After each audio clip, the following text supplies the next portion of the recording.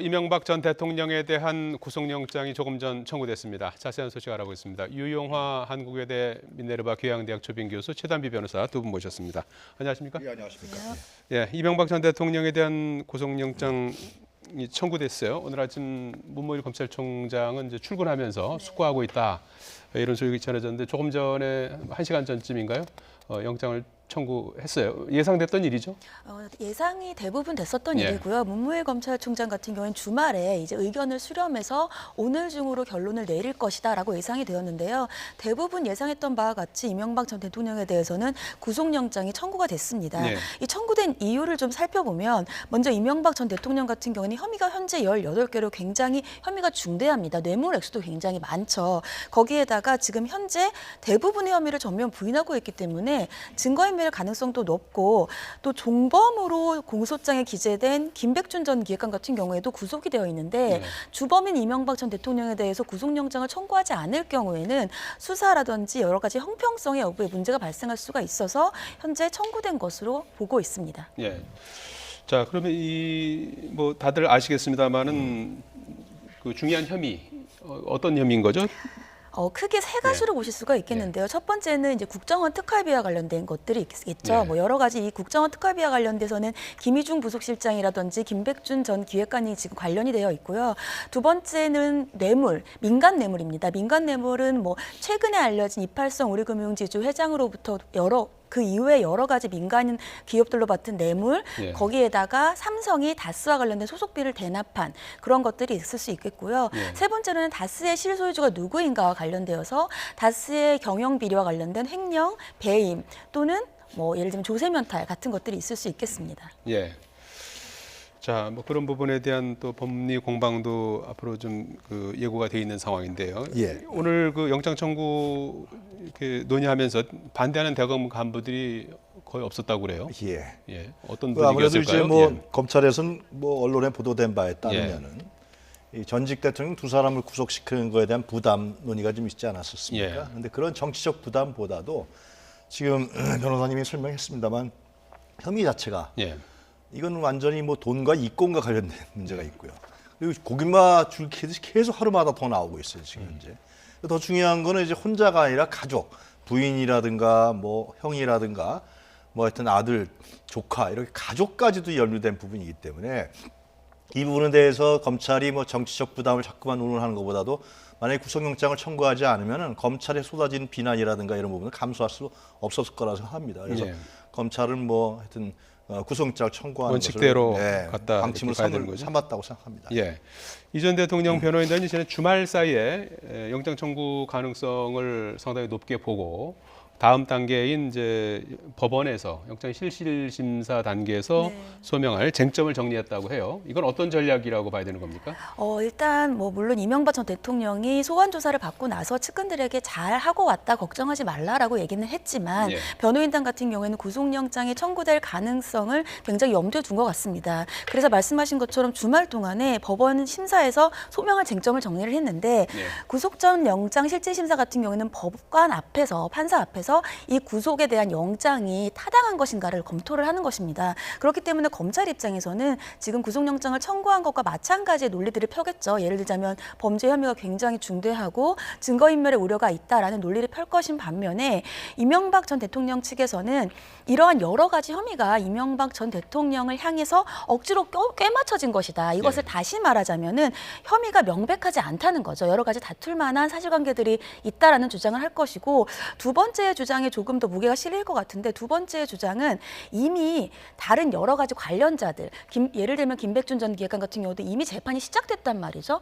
시작됐기 때문에 이미 관련자들이 다 재판이 시작됐고 증거들을 검찰이 그렇게 많이 가지고 있는 마당에 지금 증거를 인멸할 우려는 적지 않겠느냐. 거기에다가 이명박 전 대통령 같은 경우에는 전직 대통령이라는 신분의 특수성이 있습니다. 얼굴도 다 알려져 있고 이렇기 때문에 도주의 우려가 적을 수밖에 없다라고 해서 구속영장 청구 이후에 발부 단계에서 영장실질심사에서 다툴 여지가 있어 보입니다. 예. 자, 구속영장 청구가 이제 된 거 아니겠습니까? 이제 법원에서 이제 이걸 다루게 되는데요. 어떤 절차를 밟게 되는 겁니까? 일단 영장이 청구되고 나면 예. 보통 한 2일 정도, 이틀 정도 있다가 영장 실질 심사가 되는데요. 그러면 왜냐하면 수요일에 할 가능성이 있습니까? 보통 일반적으로는 이틀입니다. 왜냐하면 판사님들도 그런 기록들을 보고 과연 이 구속영장을 발부할 것이 적당하신지를 판단을 해야 되는데 예. 문제는 이 혐의가 굉장히 많아요. 지금 혐의의 중대성이라고 검찰도 얘기하고 있지만 혐의가 거의 18개에 달하기 때문에 기록도 굉장히 방대합니다. 수사 기록이. 예. 그래서 법원에서 조금 더 수사 기록을 검토할 시간이 필요하다고 한다면 3일 정도, 그렇다고 한다면 22일 정도의 영장 실질 심사가 일어날 가능성이 높고요.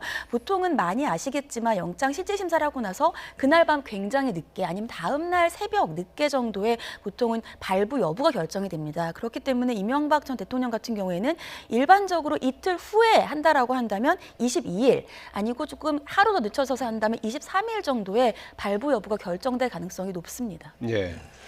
그 영장 실질 심사를 이제 현재로서는 목요일에 할 가능성이 많은 네. 것 같은데요. 22일. 그 언제 그건 알 수 있게 되는 거죠? 오늘 중에 나오나요? 보통 내일 오늘 나오나요? 아니면 내일 정도쯤에 결론이 나지 않을까 법원에서 싶습니다. 그걸 이제 예. 얘기를 해주는 거죠. 자, 이제 다음 단계인 이제 법원에서 영장 실질 심사 단계에서 검찰과 이명박 전 대통령 공방이 상당히 또 치열하게 전개가 될 것 같아요. 어떤 내용이 주로 이제 공방이 될 것 같습니까? 아무래도 다스 실소유자 논란 아니겠습니까? 지금 이명박 전 대통령은 자기 자신이 다스의 지분이 없기 때문에 나는 다스 실소유자가 아니다. 근데 다스는 지금 말씀하셨습니다만 이게 배임 횡령이 한 350억 정도 지금 검찰에서 예. 얘기한단 말이죠. 그렇기 때문에 다스가 가장 중심이거든요. 거기서 모든 부분들이 뻗쳐나가기 때문에 예. 뭐 아들 문제도 그렇고 지금 그래서 이 부분이 가장 중심의 논란이 있을 것 같아요. 예. 그렇기 때문에 이제 과연 다스 실소유자라는 부분에 대해서 검찰이 뭐 지금 언론에 보도된 부분들이 계속 나오고 있습니다만 예. 어느 정도의 정황 증거를 제시하느냐 검찰은 자신 있다 그러는데요. 예. 그 부분이 이제 법원에서 판단할 문제라고 생각이 들고요. 예. 그리고 저는 그렇습니다. 이 가족 부분이 있는데 예. 실제로 상시적으로 접촉할 수 있는 사람들 아닙니까? 부인이라든가 아들이라든가 조카라든가 형이라든가 또 최측근자들이 좀 또 관련돼 있기 때문에 과연 이런 부분들을 구속 안 시킬 경우에 그게 가능하겠느냐 예. 실제로. 매일 만나는 사람이 옆에 있는데 구속 안 시킨다. 범죄 혐의자가. 이런 부분도 아마 검찰에서 좀 상당히 강하게 주장하지 않을까 생각합니다. 예. 예. 또 하나 관심사가 이명박 전 대통령이 구속 전 피의자 신문에 직접 출석할지도 네. 관심인데요. 안 나가도 되는 겁니까? 안 나가도 됩니다. 근데 예. 보통은 일반적으로는 출석을 하고요. 왜냐하면 본인에게 주어진 어떠한 얘기를 할 수 있는 기회이기 때문에 일반적으로 출석을 하는데 예. 불출석하는 경우에 보통 이유들을 보자면 굳이 구속영장 실질심사까지 나가서 내 혐의를 적극적으로 항변을 하지 않는다. 인정한다. 이러한 차원이 있고요. 아니면 두 번째로는 언론이 너무 관심을 가지는 사건에 대해서는 언론의 관심을 조금 덜 받고자 하는 것이 있는데 이명박 전 대통령 같은 경우는 전자 두 개 다 해당되지 않는다고 저는 생각이 됩니다. 왜냐하면 본인이 지금 현재 이것은 정치적인 공세이고 수사의 부당성을 주장하고 있기 때문에 적극적으로 구속영장 실질심사에 임할 가능성이 높고요. 예. 또 여기에 더해서 법원에 가서 재판에서 더 적극적으로 임할 가능성이 높기 때문에 출석을 할 것으로 예상이 됩니다. 예, 이제 실질 심사 단계부터 아주 적극적으로 이제 소명에 네. 나설 것이다. 검찰에서는 사실상 뭐 다 부인을 했죠. 부인을 네. 하지 않았습니까? 지금 가장 큰 쟁점이 되는 것이 이제 다스 실소유주 네. 부분인데요. 거기에 대한 그 검찰과 이 전 대통령 측의 입장은 어떻게 다른 겁니까?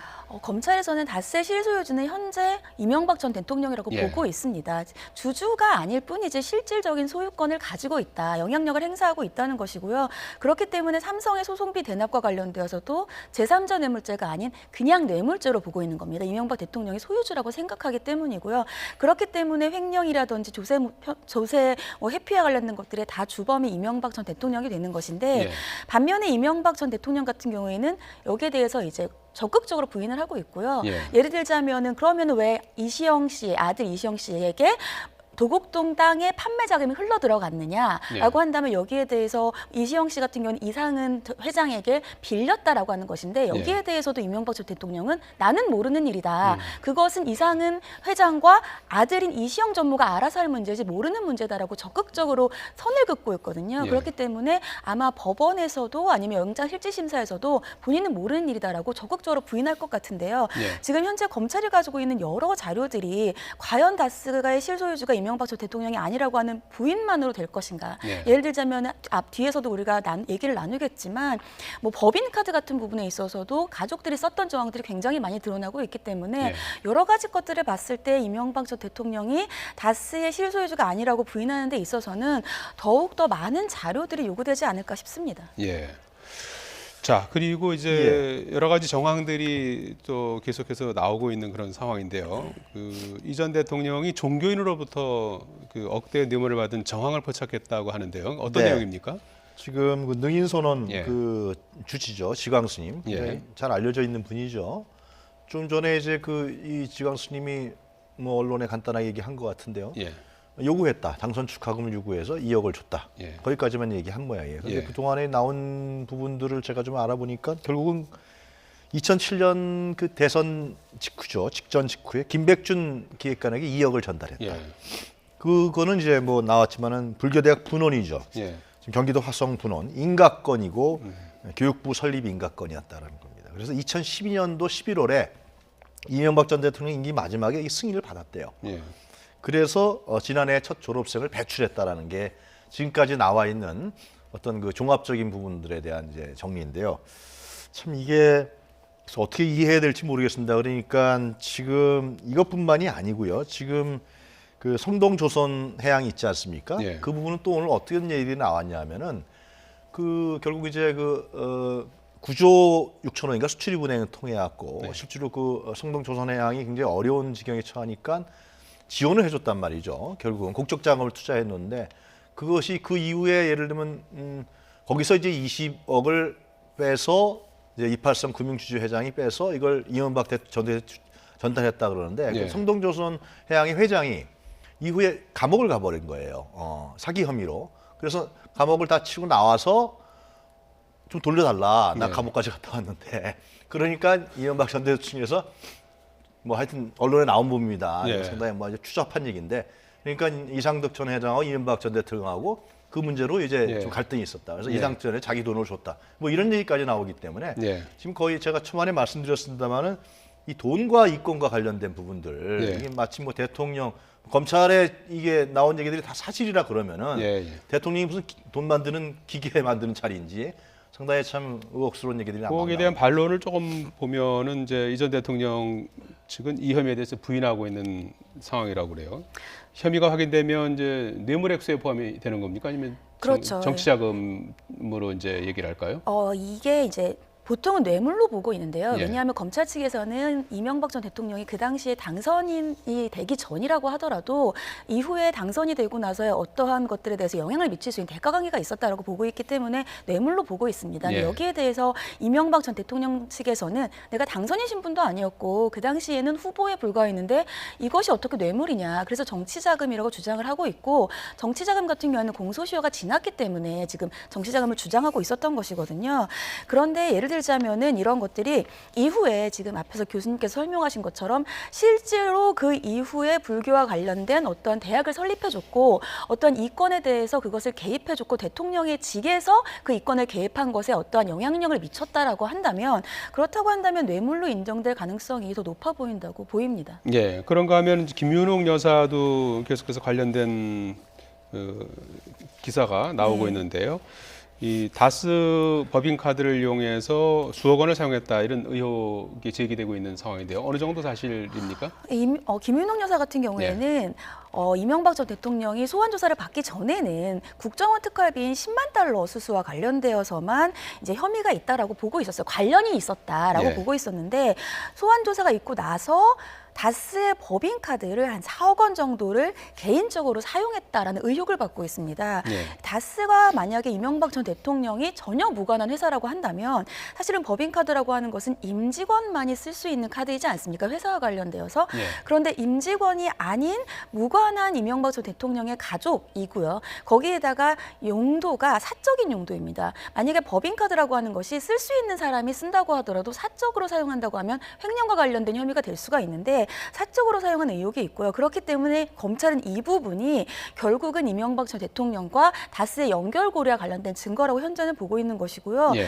이 부분뿐만 아니라 김윤옥 여사 같은 경우에는 이팔성 전 우리금융지주 회장이 성동조선으로부터 받은 돈의 청탁자금 중에 5억 원이 김인옥 여사에게 흘러들어갔다고 현재 보고 있어요. 그렇기 때문에 여러 가지 면에서 김인옥 여사가 이명박 전 대통령의 혐의들과 관련되어 있다 이렇게 보고 있습니다. 지금 그 김인옥 여사도 소환돼서 조사받을 가능성이 커지고 있는 상황인 거죠? 왜냐하면 이명박 예. 전 대통령이 지금 국정원 특활비 10만 달러 이외에는 지금 다 부인을 하고 있어요. 그렇기 예. 때문에 부인하고 있는데 관련되어 있다라고 진술되어 있는 김인옥 여사 같은 경우에는 소환 조사가 사실은 필요성이 충분히 대두되고 있습니다. 예. 다만 정식으로 소환을 할 것이냐, 강제 소환을 할 것인가 여부에 대해서 지금 강제 소환보다는 조금 비공개된 소환을 할 가능성이 높아 보이고 소환 시기 같은 경우에도 이명박 전 대통령이 이제 오늘 영장이 청구되지 않았습니까? 네. 그렇기 때문에 영장의 발부 여부 이후에 소환 조사가 이루어지지 않을까 이렇게 점쳐지고 있습니다. 예.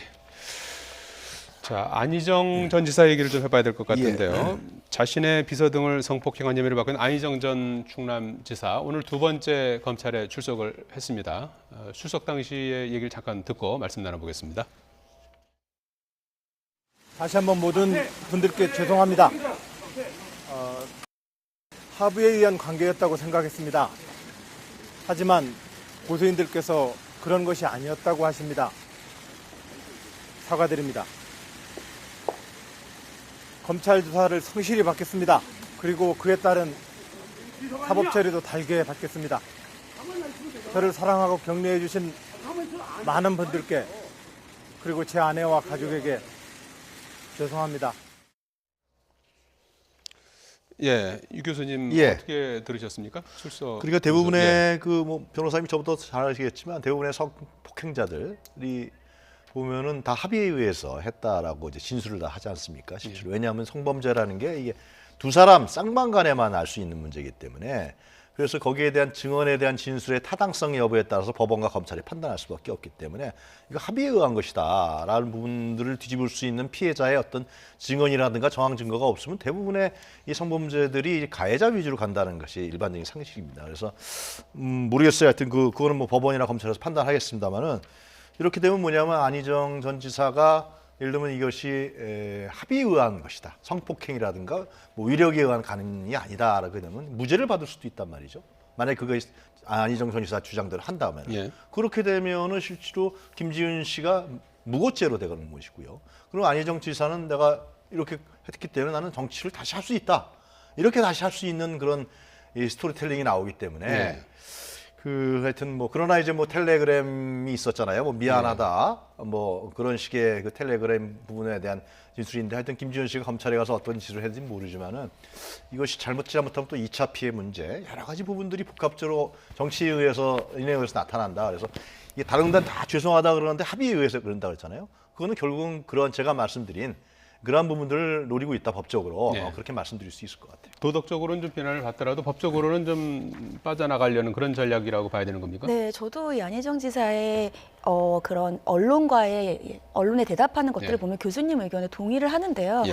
사실은 안희정 지사 같은 경우는 이번 사건을 계기로 해서 도덕적인 것뿐만이 아니라 정치적인 재기는 굉장히 어렵다고 본인도 생각을 하는 것 같고 그렇기 때문에 이제 남은 것은 법적인 처벌은 최소한 피해야겠다라는 것으로 보입니다. 그렇기 때문에 저런 언론과의 얘기 해설 통해서도 향후에 정치적으로 본인이 어떠한 이미지를 가지는지 보다는 법적으로 혐의를 부인하고 무죄를 주장하는 것에 더 강한 방점을 찍고 있다고 보입니다. 예, 안 전 지사는 이제 합의에 의한 것이었다 이제 그런 이제 주장을 하고 있는 그런 상황 아니겠습니까? 이 부분에 대해서는 어떤 좀 쟁점이 될까요? 근데 이 안희정 전 지사 같은 예. 경우는 지금 혐의가 위력에 의한 간음이란 말이죠. 예. 그런데 어떻게 얘기를 하고 있냐면 성관계가 있을 때 행위 자체는 강제나 위력이 없이 지극히 자연스럽게 이루어졌다 이렇게 주장을 하고 있는데 이게 일반적인 형법상의 강간죄와는 다릅니다. 왜냐하면 형법상의 강간죄는 폭행과 협박이 있어야 돼요. 폭행과 협박은 물리적이기 때문에 눈에 보이고 있는지 여부가 굉장히 분명합니다. 네. 근데 위력이라고 하는 이루어졌다는 것은요, 그 성관계가 있을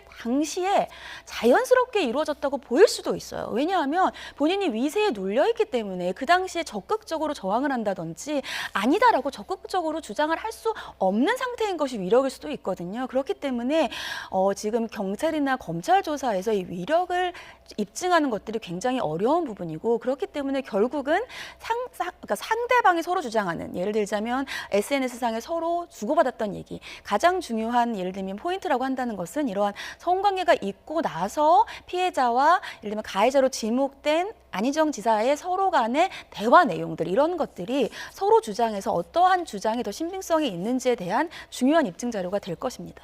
예.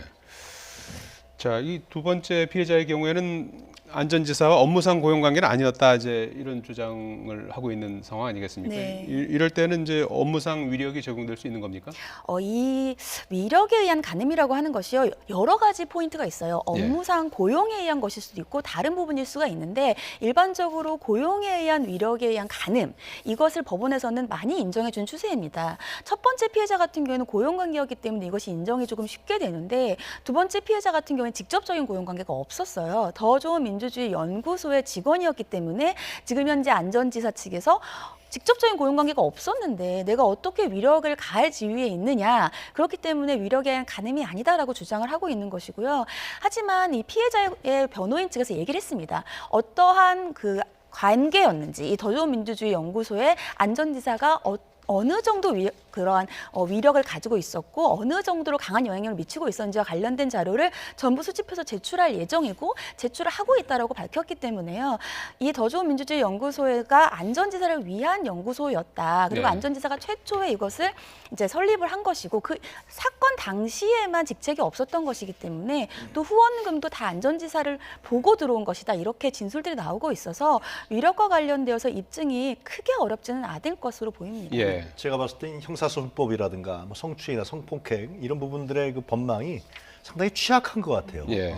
지금 진행되는 사건을 보면은 그 김지은 씨가 진짜 한 언론에 나와서 자기가 그렇게 그 인터뷰를 본 사람도 다 알았겠지만 그런 용기를 내서 했는데 이것이 결국은 합의에 의한 것이라고 지금 가해자가 주장하고 있단 말이죠. 그리고 김지은 씨에 대한 여러 가지 루머 소문들이 각 종목 정치권에서 떠돌고 이런 부분들을 봤을 때는 우리나라의 이런 그 성범죄에 관련된 그 법적인 제도적 장치나 안전망 이런 부분들이 굉장히 취약하다. 그래서 2차 피해를 우려해서 여러 가지 부분들이 미투 운동이 나오는 것 같은데요.